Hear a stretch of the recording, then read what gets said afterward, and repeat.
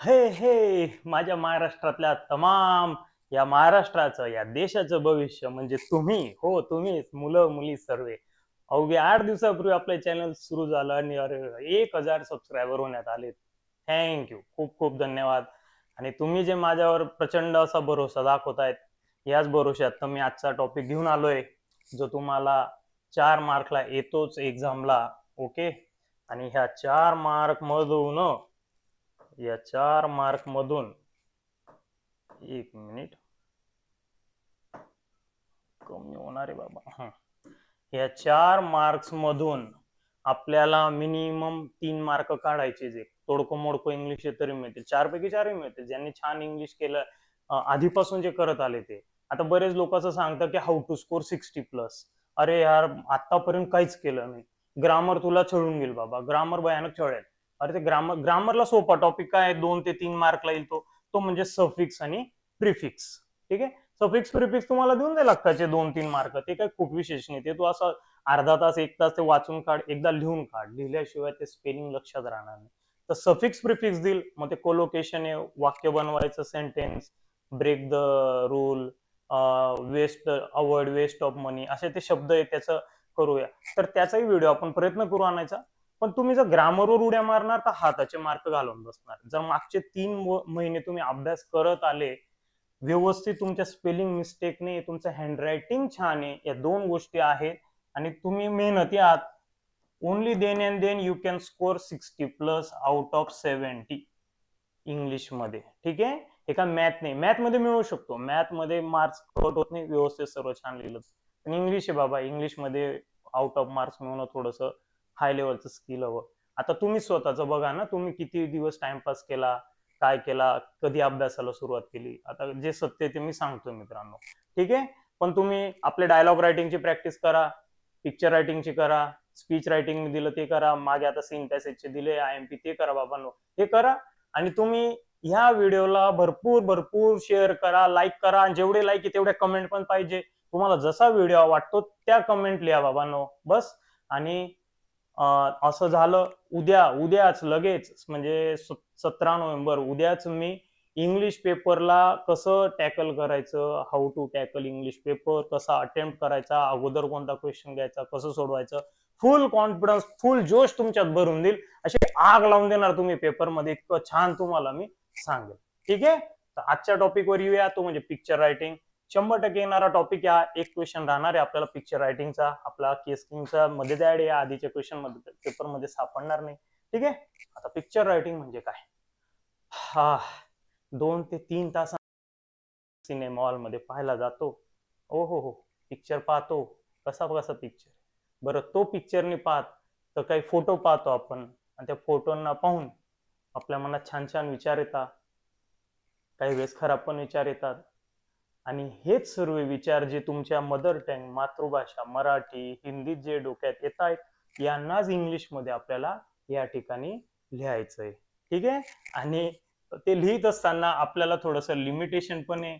75 words, 75 words मध्ये म्हणजेच ते 7 ते 8 सेंटेन्सेस येतील तुमचे. तुम्ही तिथं काउंट नाही करत बसायचं 75 वर्ड, ते आता तू प्रॅक्टिस कर बाबा, व्हिडिओ पाहिल्यावर लगेच प्रॅक्टिसला बैस.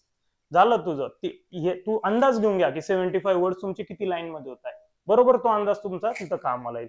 आणि सेंटेन्स मध्ये पिक्चर मध्ये जे दिसतं ते लिहायचंय. मनाने काही पण फेकायचं नाही. फेकायचं तेव्हा जेव्हा तुम्हाला काहीच सुचत नाही. रिकामा पेपर सोडायचा नाही, भरून तर यायचं आहे. हे माझं जो सल्ला आहे तो लक्षात ठेवा. सुचत काही नसेल तेव्हा फेका, पण जर सुचतं व्यवस्थित दिसतं तर त्याला ऍक्च्युअल मध्ये उतरवा. ठीक आहे. मग आपण पुढे जाऊया आणि बघू. बरं, पुढे जाण्याआधी परत सांगतोय, सबस्क्राईब करा, नवीन आहे तर कंजूसपणा नका करू. हा, आणि आपल्याकडे पिक्चर आहे आला. ओके. जरा मी साईडला होतो, तुम्ही पिक्चर बघा. मग आपल्याला इथं काय दिसतंय तर मराठीत वाक्य वापरायचं. हा बॉय आणि तो काय करतोय बाबा, झाडतोय, झाडणे म्हणजे स्वीपिंग. स्वीपिंग द कशाला, रोडला. आणि त्याच वेळेस एक मुलगी, गर्ल, इज होल्डिंग, कलेक्टिंग, काहीतरी कलेक्ट करते, ती कचरा भरते बाबा. कशामध्ये, सुपडी. आता आमच्याकडे सुपडी म्हणतात, तुमच्याकडे माहित नाही काय म्हणतात. सुपडीमध्ये, सुपडीसाठी इंग्लिश शब्द आपल्याला माहिती पाहिजे, त्याला म्हणतात डस्ट पॅन. ओके. ऐन वेळेला नाही आठवलं तर डिव्हाइस असं कॉमन वर्ड यूज करून द्यायचं. आता काय सांगू, ए ब्रूम काय आपला डस्ट पॅन. ठीक आहे, तर आपण इथे लगेच लिहूया अ boy is sweeping the road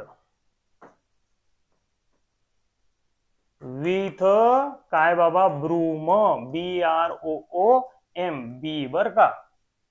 हा सॉरी, फुल स्टॉप नाही देणार आपण कारण की आपलं सेंटेन्स कंप्लीट नाही झालं. त्याच वेळेस काय लिहिणार, त्याच वेळेस एक मुलगी, त्याच वेळेस बघा तिथं, त्याच वेळेस मी थोडं साईडला होतो म्हणजे तुम्हाला बघता येईल, त्याच वेळेस एक मुलगी काय करते, कलेक्टिंग अ गार्बेज. कशामध्ये, डस्टपॅन मध्ये. असं वाक्य कसं करणार, a boy is sweeping the road with a broom while, त्याच वेळीस म्हणजे while girl is collecting the garbage. कशामध्ये, इन अ सुपडी, सुपडी म्हणजे dust pan, in a dust pan. सोपा वर्ड आहे पण बरं आपल्या घरातलं बघा तरी आपल्याला माहित नाही. आपण A for apple, B for ball, त्याच्यातच एबीसीडी शिकतो, पुढे राहतच नाही आपलं. हा आता माझ्या जागा कमी पडते तर थोडस खाली करून घेतो याला. आता पुढं काय लिहू, तर आणखी एक दुसरा विद्यार्थी ते काय करताय बाबा, या बास्केटमध्ये काय जमा करताय, वेस्ट तयार करताय. लगेच आपण असं मराठीत वाक्य विचार करायचा की दुसरा विद्यार्थी सुद्धा बास्केटमध्ये टाकतोय, विद्यार्थी किंवा बॉय. आपण इथं लिहून टाकायचं ते लगेच, अनदर, ते बघा मागच्या साईडला दिसतोय ना, अनदर बॉय, अरे another boy is a waste in the basket. बरं रट्टा नका मारू, हे लिहून असं नाही, विचार कर. मी या व्हिडिओत काय शिकवतो तुम्हाला, विचार कसा करावा पिक्चरला पाहून, तो विचार करायला शिका. तर कोणताही पिक्चर येऊ द्या ना, तुम्ही तिथं 4 मार्क्स येतात, 3 तर मिळून येणार कमीत कमी, रिकाम नाही सोडायचं, भरून तर यायचं. ठीक आहे, हा झालं. तर बघा आता पण आपण काय काय लिहिलं, आपण 3 सेंटेन्स लिहिले, एक बॉयचा लिहिला, त्याचसोबत गर्ल लिहिली. हा सर्वात आधी आपण पिक्चर काय सांगत होता ते लिहिलं, नंतर बॉय, नंतर गर्ल, त्याच वेळेस काय करते ते अनदर बॉय, तो मागे दिसतोय, तो बास्केटमध्ये टाकतोय. आणि आता काय दिसतंय, नाऊ प्रोसीड फॉर द पुढं. हा आता काय दिसतंय, हा या इथं कोण उभे आहे, मॅडम उभे आहे त्यांच्या. हा मग आता मॅडम लिहा का वुमन लिहा, तुमच्यावर आहे बाबा. ठीक आहे, अरे काय झालं, ऍडजस्टमेंटलाच टाइम जातो.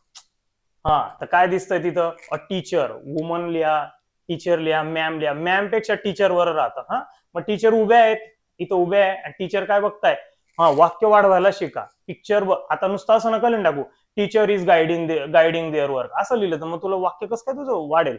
तर नीट बघ, पिक्चर मध्ये त्यांना बघता पण आहे आणि त्यांच्या कामाला त्यांना मार्गदर्शन करतं. मार्गदर्शन म्हणजे गाईड. ठीक आहे, हा मग तसंच लिहूया आपण, a teacher is watching them and guiding their म्हणजे कोण, student, guiding their work. Okay, हा आता मागच्या साईडला बघा, ते मागे काहीतरी बॅकग्राऊंड मध्ये दिसतंय, सम मोर, काही लोक आणखी, मराठीत सेंटेन्स तयार केलं, काही लोक असे आणखी दिसत आहेत बॅकग्राऊंड मध्ये जे क्लिनिंग करताय. सेम तेच लिहून द्यायचं, दिसतंय ना तू भर बाबा, सम मोर, काही जास्त, सम मोर स्टुडंट्स आर क्लिनिंग, काय क्लीन करताय, परत सराउंडिंगच लिहू शकतो, आर क्लिनिंग द सराउंडिंगली, किंवा प्रिमायसेस, प्रिमायसेस म्हणजे सुद्धा आपला परिसर असा शब्द येतो. आता एवढा हायफाय शब्द नाही सुचला तुला, सराउंडिंगली, क्लिनिंग द सराउंडिंग. कुठं, मागच्या साईडला. मग याला काय म्हणतात, surrounding in the background. Okay, हा अगेन मूव ऑन. आणि आता लास्ट बाबा, हा आता अगोदर पिक्चर पाहून घ्या मग लास्ट लावू. आणि आता लास्टला सर्वांना आपण तर हे करून टाकलंय, डिस्क्राईब, सर्व कॅन्डिडेट झाले आपले. आता पिक्चरवर येऊ आणि असं आपले 4-5 सेंटेन्स वर झाले. आता पिक्चरला जर पाहिलं तर पिक्चर काय सांगतोय आपल्याला, पिक्चर काय शिकवतोय ते लिहायचं, त्याच्यातनं काय तू मोरल ऑफ द स्टोरी राहते ना तसं त्याचा सारांश लिहायचा. आता पिक्चर कसा दिसतोय ते लिहून टाकू. पिक्चर हा छान दिसतोय, मग याच्यासाठी काय वर्ड आहे, द पिक्चर खरंच चांगला दिसतोय म्हणून लिहितोय. हा, पिक्चर लुक्स नीट. नीट म्हणजे काय, व्यवस्थित. अँड काय दाखवलं त्याने, शोज कसलं महत्व समजावून दिलं आपल्याला, महत्व, importance, shows importance of high cleanliness. ठीक आहे, shows the importance of cleanliness. आणि याच्यावरनं काय शिकले मग तुम्ही, इट टीचेस अस, इट, हे तर त्या पिक्चरची गरज नाही राव, हे तर आपलं कामच आहे, ते आपल्याला आपला देश परिसर सर्व स्वच्छ ठेवायचंय, तर तेच दाखवतंय. It teaches us to keep, ते आम्हाला असं शिकवतं की आपण आपली सराउंडिंग सुद्धा काय ठेवायला हवी, क्लीन ठेवायला हवी, म्हणजेच आपलं इन्व्हायरमेंट चांगलं ठेवायला. To keep our environment clean. अरे क्लीन का, अँड सॉरी का नाही, and healthy for all. It teaches us to keep our environment clean and healthy for all. अगदी छान, आपण त्याचं मोरल ऑफ द स्टोरी केलंय. बघा एकदा परत पाहून घ्या. पिक्चर इथं होता, मग आपण काय केलं, पिक्चर कोणताही पिक्चर राहू, मी तुम्हाला काय सांगितलं, कोणताही पिक्चर राहू दे बाबा, सुरुवात हीच राहते. द पिक्चर शोज टिंब टिंब सडर पडर, काय तुला पिक्चर मध्ये पाहून वाटलं, समजा तो गाड्या बिड्यांचा आहे, आता पुढचा पिक्चर दाखवतोच मी तुम्हाला. हा, तर पिक्चर हा जे सांगितलं ते आपण लिहून टाकलं, ग्रुप बिप दिसतोय. आता तुम्ही नुसतं स्टुडंट लिहिलं असतं तर तुझ्याकडे शब्दांचा संग्रह हवा, चांगल्या चांगल्या शब्दांचा संग्रह हवा. आता काही शब्द याच्यात आहे ते डस्टपॅन वगैरे, मला वाटलंच ते तुम्हाला काहींना, आता ब्रूम पण काहींना समजणार नाही. आता तुम्ही जेव्हा असा शब्द आठवत नाही तर डिव्हाइस वगैरे असं काहीतरी लिहू शकता. ठीक आहे. हा, another boy is putting a waste in a basket. हा, ते लिहिलं आपण. अ टीचर, टीचर पाहत आहे ते लिहिलं, बघून घ्या एकदा, मी साईडला होतो. ठीक आहे, गायडिंग देम सराउंडिंग. आणि शेवटचे जे सेंटेन्स आहे, शेवटचं आखरी वाला सेंटेन्स भाई साहब, हे आता बरेच जण म्हणतात सर तुम्ही हिंदीत लेक्चर घ्या, आता काय सांगू बाबा, हे काय आपलं मोरल ऑफ द स्टोरी. हा, आता मराठी, महाराष्ट्रातले बरेच मुलं मराठीतनं लवकर कॅप्चर करतात, म्हणून आपलं चॅनल मराठीत आहे. द हिंदी में भी देखेंगे आगे जाके, हिंदी में भी व्हिडिओ बनाएंगे. तर बघा, तर मोरल ऑफ द स्टोरी ही पिक्चरची स्टोरी, तर जसं वाटलं तसं आपण लिहायचं. असा हा पिक्चर आहे. तसाच एक आपल्याकडे आणखी एक पिक्चर आहे, तो म्हणजे हा हा आला होता त्याच्या मागच्या वर्षी, तो म्हणजे विंटर 23ला. ओके, 2 वर्षापूर्वी के स्कीमला. आता या पिक्चरला पाहून तुमच्या मनात काय येतं ते आपण विचार करायचा आणि तेच त्याच्यात छापायचं इंग्लिशमध्ये. तर बघा, बघितल्याबरोबर एक त्याच्या पहिलं सेंटेन्स फिक्स आहे, पिक्चर शोज. आता काय दिसतंय, इथं क्राऊडेड आहे, कशाने भरलेलं आहे, सर्व गाड्यांनी भरलंय, ऑटो व्हेकल आहे, स्कूटर, इथं तर भरभरके मसाला आहे, तुम्हाला सर्वांचे रोजच्या आपल्या आयुष्यातलं बघितलेलं आहे. बस आहे, त्याच्यात पॅसेंजर बसले, इथं स्कूटर, आणि बरं शेवटी मोरल काय लिहिणार, शेवटचं मोरल, तर इथं काय होतंय, प्रदूषण होतंय. म्हणजे या जसं मागच्या पिक्चर काय शिकवत होता, इम्पॉर्टन्स ऑफ क्लीनलीनेस, हा पिक्चर काय शिकवतोय आपल्याला, importance of importance of pollution control. Okay, म्हणजे हा पोल्युशन कंट्रोलचा आपल्याला इम्पॉर्टन्स शिकवतोय, आणि त्या दृष्टीने आपण उपाययोजना करायला हव्या, असं शेवटचं सेंटेन्स येईल आपलं. आणि मधले सेंटेन्स हे तुम्ही लिहू शकतात की स्कूटरवर एक व्यक्ती बसलाय, तो सुद्धा जातोय, याच्यात स्मोक निघतोय, इकडून हे चाललंय, तिकडे बॅकग्राऊंडला काही इंडस्ट्री दिसताय, आता याच्यातनं हे धूर निघतोय, धुराड्यांना मराठी धुराडे म्हणतात, त्यांना इंग्लिशमध्ये चिमणी म्हणतात, चिमणी, ती आपली ती चिमणी नाही, तर त्याचं वर्ड चिमणी, ते तुम्हाला शब्द सुचायला हवे, काहीतरी स्ट्रीट लॅम्प लावलेले, असं तसं लिहायला हवं. बघा, प्रॅक्टिस करा याची. व्हिडिओ खूप लॉंग होऊन गेलाय. हा, थँक्यू. चला.